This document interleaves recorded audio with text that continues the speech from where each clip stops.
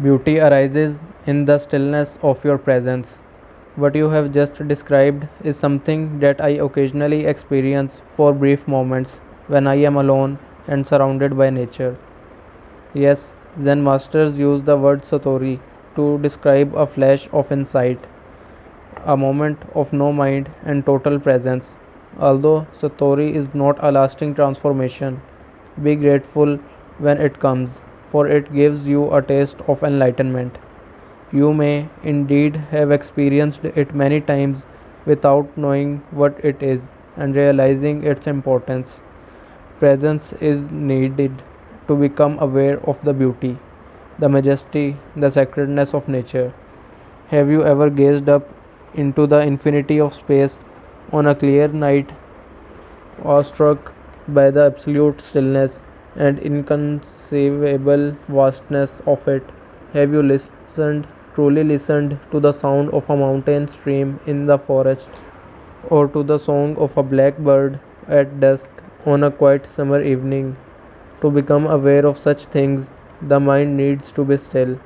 You have to put down for a moment your personal baggage of problems, of past and future, as well as all your knowledge.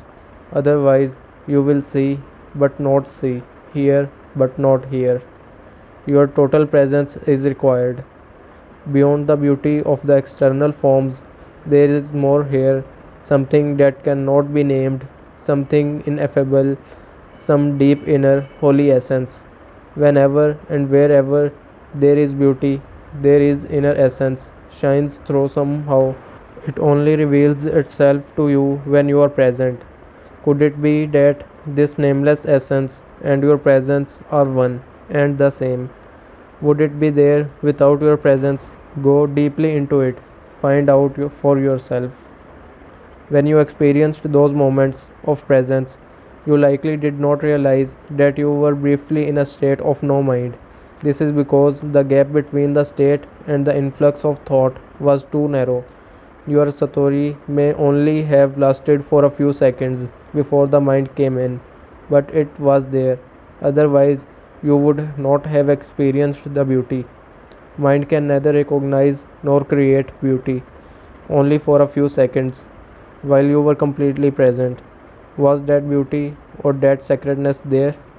Because of the narrowness of that gap and a lack of vigilance and alertness on your part, you were probably unable to see the fundamental difference between the perception and the thoughtless awareness of beauty, and the naming and interpreting of it as thought. The time gap was so small that it seemed to be a single process.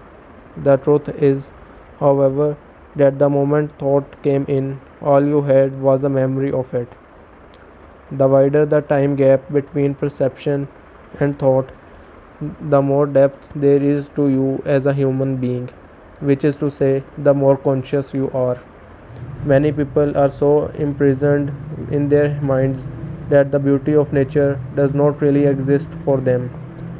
They might say, "What a pretty flower," but that's just a mechanical mental labeling because they are not still, not present.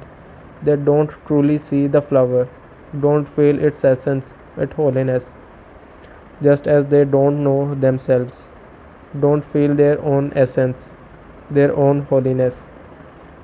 Because we live in such a mind dominated culture, most modern art, architecture, music, and literature are devoid of beauty, of inner essence, with very few exceptions.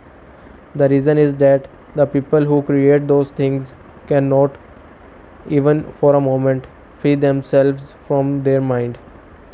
So they are never in touch with that place within where true creativity and beauty arise.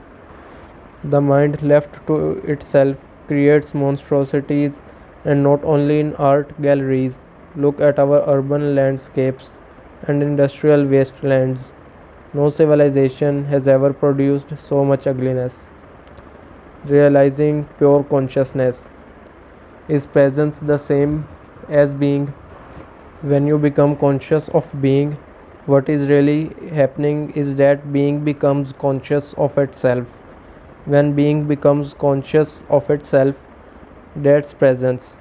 Since being, consciousness, and life are synonymous, we would say that presence means consciousness becoming conscious of itself, or life attaining self consciousness. But don't get attached to the word, and don't make an effort to understand this. There is nothing that you need to understand before you become present.